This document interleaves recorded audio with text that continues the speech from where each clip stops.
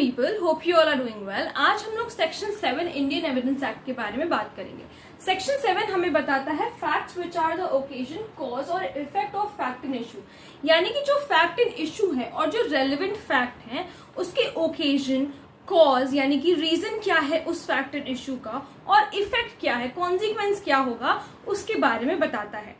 और कुछ और भी चीजें बताता है, स्टेट ऑफ थिंग्स कॉन्स्टिट्यूट करता है, और अपॉर्चुनिटी क्या अफोर्ड करती है वो भी बताता है। तो इससे पहले हम लोग जो बेयरक की लैंग्वेज है उसे पढ़ लेते हैं कि facts which are the occasion, cause और इफेक्ट, ऐसे फैक्ट्स जो कि ओकेजन है, कॉज है या फिर इफेक्ट है, इमीडिएट और अदरवाइज ऑफ, या तो तुरंत हुए हैं कोई चीज, ठीक है, कोई चीज तुरंत हुई है, ठीक है, इमीडिएट है, और अदरवाइज ऑफ रेलिवेंट फैक्ट्स और फैक्ट इन इशू, और which constitute the state of things, या फिर कोई ऐसी चीज जो कि स्टेट ऑफ थिंग्स को कॉन्स्टिट्यूट कर रही है, अंडर विच दे हैपेंड, जिसकी वजह से कुछ हुआ है, for which afforded an opportunity. Opportunity का मतलब है कि किसी को चांस मिला, कोई ऐसी घटना हुई कि किसी को चांस मिला क्राइम करने के लिए या कोई ऑफेंस कमिट करने के लिए, फॉर देयर अकरेंस और ट्रांजैक्शन आर रेलिवेंट। तो वो सारे फैक्ट्स भी रेलिवेंट होते हैं। इसमें कुछ इलस्ट्रेशंस दिए हुए हैं जो आपकी बेयरक में दिए हैं, 3 इलस्ट्रेशंस हैं, उन सबको पहले हम लोग एक एक करके समझते हैं। So the question is whether A rob B, यानी कि इसमें फैक्ट इन इशू क्या है, हमें क्या प्रूव करना है कोर्ट में कि क्या ए ने बी को लूटा है, ठीक है। So the facts that shortly before the robbery, जब ये लूटपाट हुआ उससे पहले B went to a fair, B एक मेले में जाता है, विथ सम मनी, कुछ पैसा लेकर के वो एक मेले में जाता है, इन हिज पोजेशन, जो कि उसके पोजेशन में पैसा था उसके पास, and that he showed it और mentioned the fact that he had it. अभी देखो, इसको समझो, बी यहाँ पर फैक्ट इन इशू क्या है कि क्या ए ने बी को लूटा है, ये हमारा फैक्ट इन इशू है, क्वेश्चन है, ये चीज हमें प्रूव करनी है।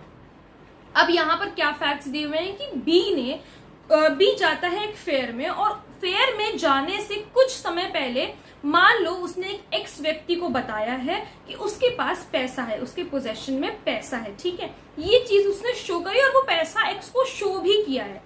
अभी क्या होगा, यानी कि जो लिखा है थर्ड पर्सन को शो किया है, आर रेलिवेंट। तो ये सारे फैक्ट्स रेलिवेंट हैं। क्यों रेलिवेंट हैं? क्योंकि ये जो पैसा उसने शो किया है, हो सकता है कि इफेक्ट हो उस कॉन्सिक्वेंस का कि ये बी के साथ रॉबरी हुई, ठीक है, एक अपॉर्चुनिटी क्रिएट कर दी ना बी ने खुद अपने लिए एक चांस क्रिएट कर दिया, लोगों को दिखा करके, किसी थर्ड पर्सन को दिखा करके कि हाँ मेरे पास पैसा है।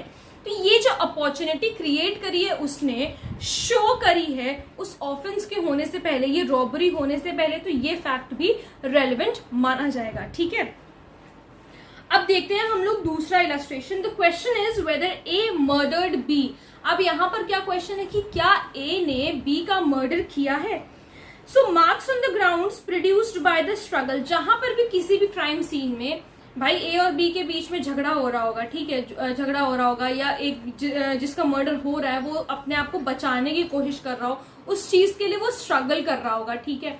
अब इन्हीं सब चीजों में कुछ ग्राउंड्स पे कुछ मार्क्स होंगे, ठीक है, हाथापाई जो भी कुछ हुई होगी उन दोनों के बीच में, उसमें क्या होगा, बी ने अपने डिफेंस में कुछ किया होगा, तो कुछ मार्क्स होंगे ग्राउंड पे, ठीक है। प्रोड्यूस्ड बाय स्ट्रगल एट और near the place where the murder was committed, या तो उसी क्राइम सीन में, उसी जगह पर जहां पर मर्डर हुआ, या आसपास की जगह पर कहीं पर कुछ ऐसी चीजें पाई गई होंगी, कुछ ऐसे एविडेंसेस मिले होंगे जिसकी वजह से हमें ये पता चलता है कि ए ने बी का मर्डर किया।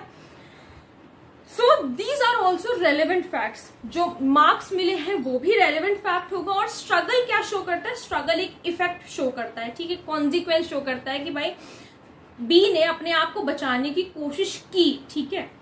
तो what struggle shows some effect, ठीक है, कॉन्सिक्वेंस। नाउ लास्ट वाला हमारा जो इलस्ट्रेशन है वो है कि the question is whether A poisoned B, क्या ए ने बी को जहर दिया। The state of B's health before the symptoms ascribed to poison and habits of B known to A. अब इसमें क्या है, इसमें कुछ फैक्ट्स ऐसे हैं कि जो बी की हेल्थ हैबिट्स थी वो ए को पता थी, ए को ये भी पता था कि किस चीज से बी को एलर्जी है, यानी कि कोई ऐसी चीज अगर जिस चीज से उसको एलर्जी है, मान लो अगर वो चीज उसको एलर्जी है, मान लो अगर वो चीज वो कंज्यूम करता है बी, तो उससे उसकी डेथ भी हो सकती है। ये चीज ए को पता थी, तो ये सारी चीजें भी जो हेल्थ हैबिट्स ए को पता थे, ये भी रेलिवेंट फैक्ट होगा, ठीक है। Which afforded an opportunity for the administration of poison, भाई उसे पता है कि इस चीज से ए को एलर्जी, इस चीज से बी को एलर्जी है, और अगर मैं उसे ये चीज दूंगा तो उससे उसकी डेथ भी हो सकती है। तो यहाँ पर क्या है, एक अपॉर्चुनिटी क्रिएट हो गई। तो ये सारी चीजें भी रेलेवेंट फैक्ट में ही आएंगी, यानी कि बी के पास जो इन्फॉर्मेशन है, ठीक है, जो इन्फॉर्मेशन है, सॉरी ए के पास जो इन्फॉर्मेशन है बी की, वो सारे भी रेलेवेंट फैक्ट में आएंगी। तो ये है कुछ चीजें जो हमारे इलस्ट्रेशन में बताई गई हैं। अब इसमें हम लोग एक चीज और देख लेते हैं, कुछ केस लॉज हैं जो हमें समझना जरूरी है ताकि ये वाला सेक्शन और अच्छे से क्लियर हो। सबसे पहला केस लॉ इंपॉर्टेंट है, R N. Malkani versus state of Maharashtra. इसमें ये था कि टेप रिकॉर्डेड एविडेंस को भी रेलेवेंट माना जाएगा। इस केस में ये डिसाइड हुआ था कि टेप रिकॉर्डेड जो एविडेंस है, यानी कि जो चीज रिकॉर्ड करी गई है, उसको हम एक फोटोग्राफ के तौर पे मानेंगे, एक फोटोग्राफ के तौर पे मानेंगे। क्यों? क्योंकि वो भी हमें कई चीजें बताता है, ठीक है, कि किस तरीके से मान लो क्या अक्रेंस रहा होगा, जो भी कोई ऑफेंस कमिट हुआ है, कुछ भी चीजें। तो इस केस में ये भी डिसाइड हुआ था, मतलब डिसाइड नहीं, डिसाइड का मतलब ये कि 6, 7 और 8, यानी कि section 6 of the Indian evidence act, 7 Indian evidence act and 8, इन तीनों सेक्शंस को इस केस में रेलेवेंट बताया गया था, ठीक है।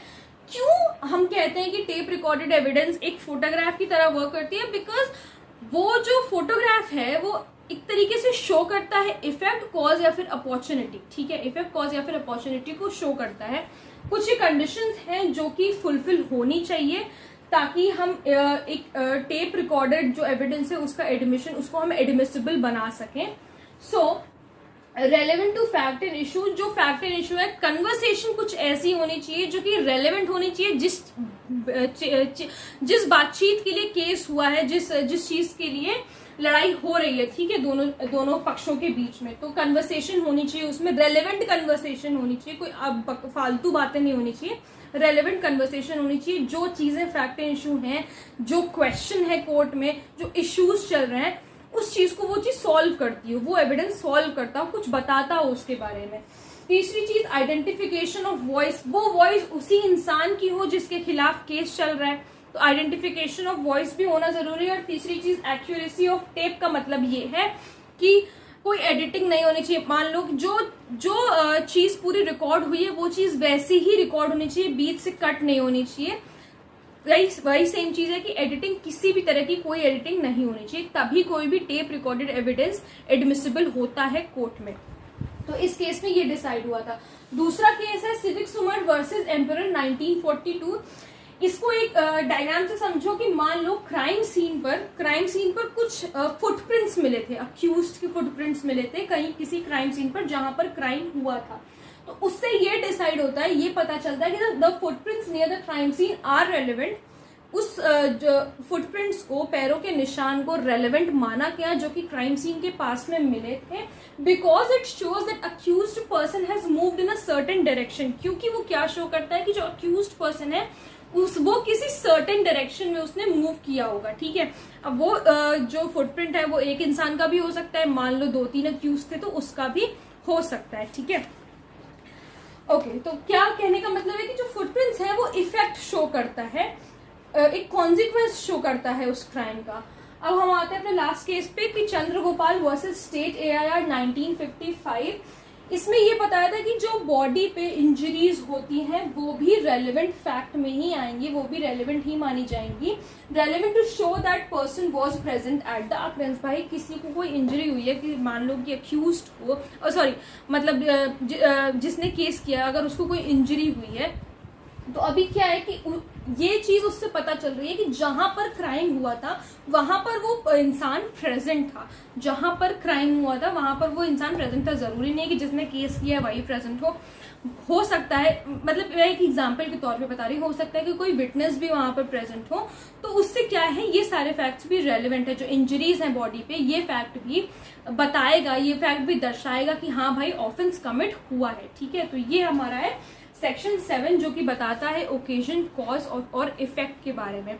कॉज का मतलब होता है रीजन, और अपॉर्चुनिटी, अगर किसी अपॉर्चुनिटी कोई चांस दिया कि अपने पहले एग्जाम्पल में देखा कि वो गया, वो फेयर में जा रहा था और फेयर में जाने से पहले उसने किसी थर्ड पर्सन को उसके पास जो पैसा था वो शो किया, तो उसने क्या किया, एक अपॉर्चुनिटी क्रिएट कर दी अपने ही लिए, मतलब अपने लिए वो चीज घातक कर ली कि किसी को पैसा दिखा दिया और फिर उसके साथ लूटपाट हो गई। ठीक है, तो ये हमारा सेक्शन 7 बताता है। आई होप आप लोगों को सेक्शन 7 अच्छे से क्लियर हुआ होगा। अगर कोई प्रॉब्लम है तो please let me know in the comment section, और अगर आप लोग इस टॉपिक पे वीडियो देखना चाहते हैं तो वो भी प्लीज मुझे जरूर बताइएगा। Thank you so much.